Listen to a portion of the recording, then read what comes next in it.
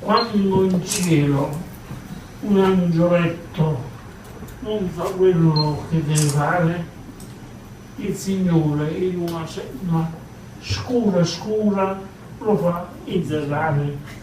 Poi si porta un altro e dice: fammi sapere qua.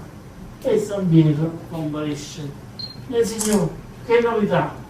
In la cella scura, un'angiolilla sta inserrata, metti la paracqua perché ha fatto capo.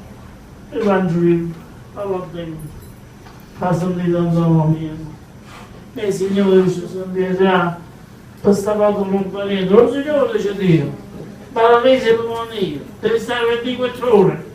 Ma no, quando uno sta dormendo a suo chilo e nascoste tutto quanto e le porte di un giorno.